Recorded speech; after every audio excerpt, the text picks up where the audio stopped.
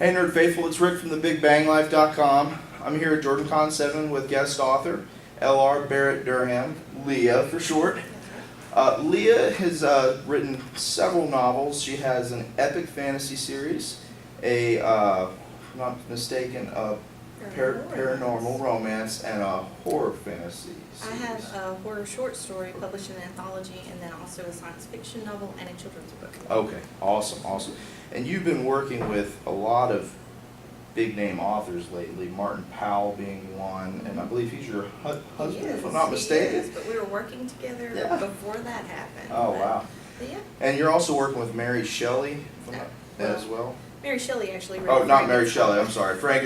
Woo! It's been a long day. She's not around anymore, but okay. we're thinking about working in the Ouija board and seeing what she Yeah. has to say about the novel. Absolutely. After we finish it, you know? Just FYI, folks, I've very little sleep, so I'd probably be crucified later on this. But it's okay. So we're co-authoring with E.G. Glovett. Okay, Yeah. all right. So and you're also a master stained glass artisan, and you do two-dimensional and three-dimensional stained glass artworks of basically geeky stuff, and it's called geeky glass, basically. Geeky stained glass. I do have an art business called the Ballcap Mountain Artistry, but yeah, geeky stained glass is really my fairies, my dragons, my gargoyles, my little Superman logos, TARDISes, the whole 9 yards. Now, tell me a little bit about. I'm a big epic fantasy buff, so that's really what I've been reading from you so far. I hope to get into the other books soon, but I've really loved that so far. But what other pieces of work are you specifically working on that you finished? Yeah, as of right now, there are 3 books published in the Fear series, which is the paranormal romance series that I write with E.G. Glover, and we're doing the preliminary work on the 4th and final novel in that series. It's called Fear the Hunger Within. You know, we're kind of going through all the monsters. The first book is a werewolf novel, but it's about a Romanian werewolf curse. The second one is about vampires, but it's got a lot of Southern music history into it. And it's got a lot of it's all Southern locations. You know, Memphis, Savannah, Georgia, you know, Clarksdale, Mississippi, the home of the Delta Blues. Now, the third book is actually about the Fae, but it still does take place partially in the South, but it has a lot of historical significance that ties a lot of things that actually happened into this series. And the 4th book is going to tie it all together, and you're going to figure out exactly why all this stuff is happening to this one little area. So that's one thing that is in the works, and Martin, my husband, and I, we are actually writing a sequel, a true sequel to Mary Shelley's Frankenstein. And we're actually treating it as if it actually happened. And, you know, we are, you know, slowly working toward it because we both have lots of things going on. But we're trying to give it the attention that it really deserves. We were wanting to have it out in around Halloween last year, but he writes 7 weekly comic strips for Edgar Rice Bros. Incorporated. My stained glass has just went nuts, especially since I've recently been licensed and stuff like that. So we're slowly getting that finished. But we've decided instead of having a standalone book, we're actually going to turn it into a series because there's way too much story to be told. Right, yeah. Just to have one book. You guys are just hopping in terms of writing right now. Definitely. So, me being a fantasy buff, what kind of inspired you to write the Trust series? Well, you know, when I was a teenager, I played Dungeons and Dragons with all the guys. I was like the only chick that did that and got into that kind of stuff.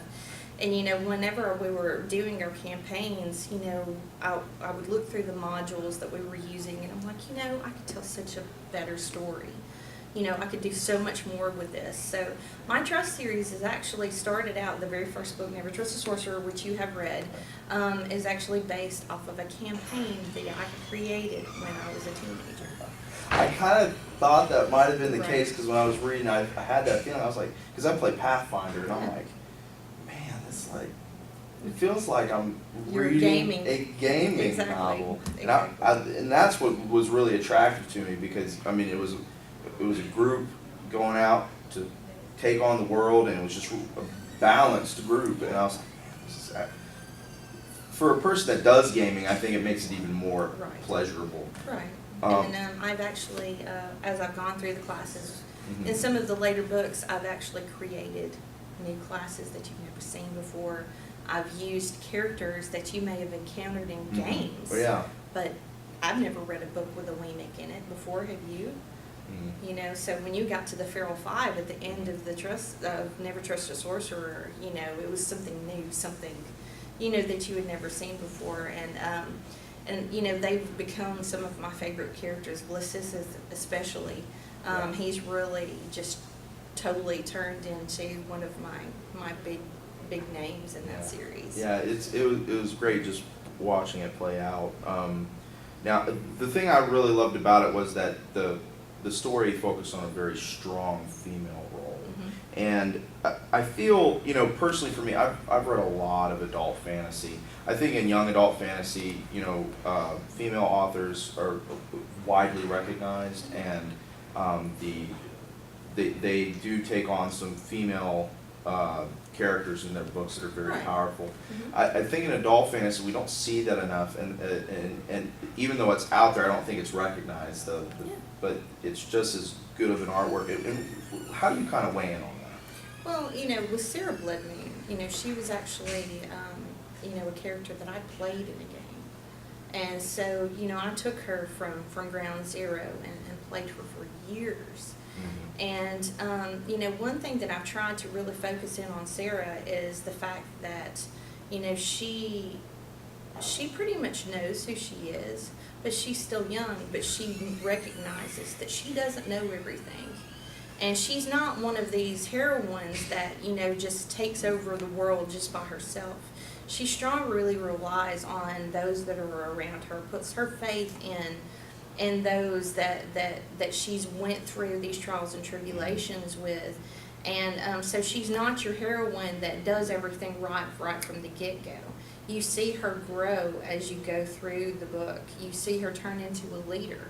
You know, and that's another thing that, you know, these days, I mean, it's all about instant gratification. You don't go through that journey with your character as much these days in some of the fantasy that I've read. I mean, it's like, you know, they're already established as this great and supreme warrior. So I wanted you to go through that with her and see her grow and build upon herself and make mistakes and screw up and figure things out along the way. Right. And one of my personal favorite characters was, is it Dretho? Dretho, yes. Dretho. And I'm assuming another person in your little group played a character similar to that? He actually came straight out of my brain. I love him, and I think it just, he really caught my eye just like right in the first book, when it was talking about his preferable diet that he has. And I was just like, this is just a really unique character. I mean, a little bit of a spoiler, he is an elf, and that's what makes him so interesting, is just his personality, his demeanor, the way he's perceived in the world. I really found it interesting, and I don't know, I felt it didn't go with like the mainstream perspective of what an elf typically is. Right. And I think that's why I enjoyed him so much. So what kind of motivated you to create Dretho? Well, you know, the thing about elves in general is, you know, a lot of people when they play them, they'll play them just like they would a human character. They just have pointy ears. You know, or they can run really fast, or they're very dexterous, or something like that. You know, Dretho, and he just, you know, he knows he's not human.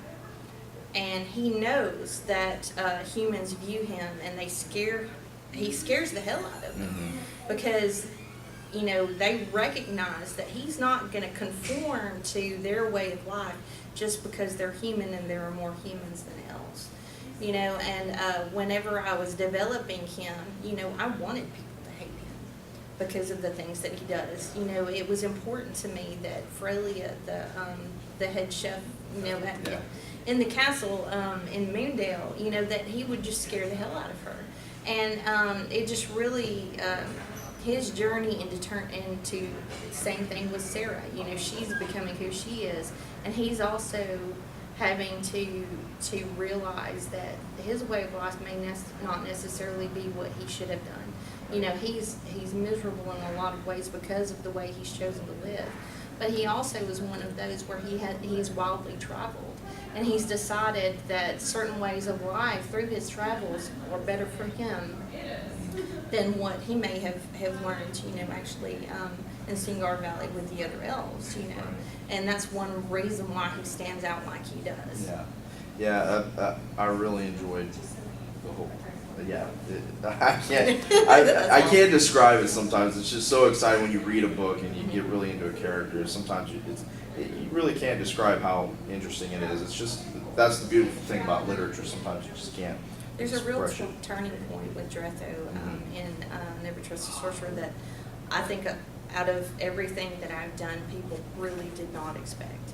And we won't spoil that or Right. anything. But it is a big deal, and I get more comments probably on that than anything. Yeah, it definitely read it. Yes. So, what kind of got you into sci-fi and fantasy literature in the first place? And paranormal and. I've always loved the unusual. I mean, anybody can pick up just a regular book and read it and see something that can happen every day. You want to be taken out of your element. That's the whole reason why you want to read a book. You want to get away from your life for a little while. And, to me, the fantastical, that was really what was important to me because, it just blows your imagination out of the water. And, sci-fi is the same thing. My sci-fi book is actually, very believable in a lot of ways. It takes place in Atlanta. It's called Racing Destiny. But, it's futuristic Atlanta. And it's actually about hovercraft racing. That's basically replacing NASCAR. And it's the most dangerous sport on the planet. And you have this second-year rookie racer that she's a chick, and she's trying to earn her medal and prove herself. And there's one particular racer who is her rival that just gives her a really hard time. And it's kind of about their rivalry and how they overcome that. And I really enjoyed writing that book.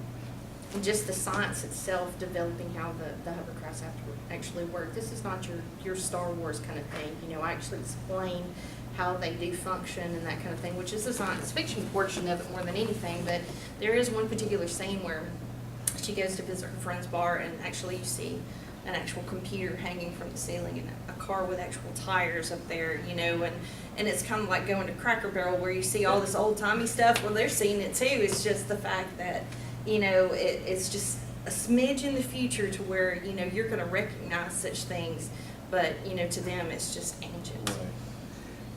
So, in terms of future works, I know you mentioned a few at the beginning, but just to get clarification, what books do you have planned coming out here this year, or maybe in the next year? My stained glass work has really taken off, Yeah. so I'm writing a lot slower than I was. But I put out 5 full-length novels in my first year of writing, and everybody kind of expected me to go at that pace. But for the last year, I have not put out anything, but that's not to mean that I haven't been working on them. The 4th book in the Trust series is also in the works, in addition to the first 2 that I told you about. It's called Everlasting Trust Endures. I will be writing that, but first I've got to finish up the Fear series with E.G. Glover. We're going to be doing Fear the Hunger Within, and then of course The Heart of Frankenstein with Martin Powell that I'm co-writing. Great. Well, can't wait for. I'm gonna start getting into your other series here soon, so I'm hoping that I can start catching up with everything. Definitely. But you going into since you're slammed in your business, you own Wildcat Mountain Artistry, Mm-hmm. and you mentioned before you're a master Stained glass artist, and tell me a little bit about the business. Well, I paint and I draw, but the stained glass portion of my business, it really is truly artistry. Anything arts and craftsy I've done for people, obviously, but stained glass I've been doing for 18 years. I've done everything from 20-foot stained glass windows for churches to ceiling domes to, little bitty dragons, gargoyles, that kind of thing. But, when I started the convention circuit, I really started getting into, what's popular now. So, you can go to my table and get a Superman logo, Wonder Woman logo. You can also get a TARDIS or a little canine or a fairy or a dragon with 3-dimensional wings, So I tried to really, look at my craft and adapt it to something that I enjoyed, instead of doing, stock windows that everybody else has, and I've done very large windows for people also. And just recently, I was actually licensed by Eric Rice Burroughs Incorporated to be, and this is actually a historical thing. It's never been done before. I'm the only stained glass artist in the world that can make a stained glass window of, say, Tarzan, John Carter of Mars, Carson of Venus, the War Chief, you know, any Edgar Rice Burroughs property, and he has a lot.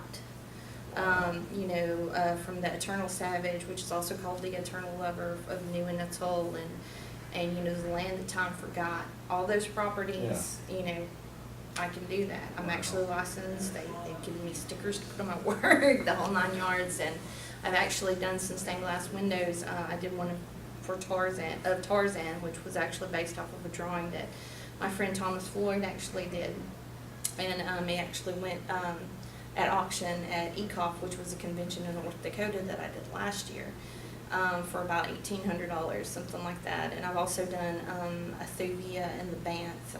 If you saw the John Carter of Mars movie that Disney put out, when they're in the arena and the Banths come out, they're the 8-legged lion-like alligatorish creatures. Right. I have a Banth with, there's a book called Thuvia Made of Mars that actually Edgar Rice Burroughs wrote, where Thuvia, who was a Martian woman, and these Martians are red, and a lot of the artwork you'll see of like Deja Torres and John Carter, she doesn't really have red skin, she just looks a little tanned. Well, they're supposed to have red skin, so I have basically a red skinned slave girl with her arm around the Banth's neck. And he's got one paw here and one paw like on her hip because he has 8 legs, Right. So, and this is actually hanging in a home in Clarksdale, Tennessee right now, and that Tarzan window is actually in College Station, Texas. So, this is a worldwide thing. I actually had a lady just a little while ago from Norway get one of my dragons. Oh, wow. So it's just all over the place right now. So what's the most popular item that you typically sell? Well, at JordanCon specifically, my dragons. I sell out every single year before I even get here, and they're very reasonably priced, but they have 3-dimensional wings, and I have very detailed casting bodies for them. But beyond that, my Doctor Who is real big right now. Yeah, I bought one of yours from LibertyCon 27 last year, and this year I got your Captain America. So. Yep, Captain America, and the superhero stuff goes too. It just really depends on the bent of the con. This is really very much an epic fantasy con. Absolutely. So my 3-dimensional fairies and my dragons and my gargoyles will be real big here. So you just never know, but definitely my dragons. And are you doing anything new right now that you haven't tried within your stained glass craft at all? I'm always trying to do something different. And the main thing that I'm focusing on right now is a lot of stained glass windows that you'll see that have been around for like 100 years or whatever are falling apart. They're all slumping down or bending in. And my dragons specifically, I'm actually embedding wire into my solder lines so that dragon's not going anywhere. So the longevity of my pieces is very important to me.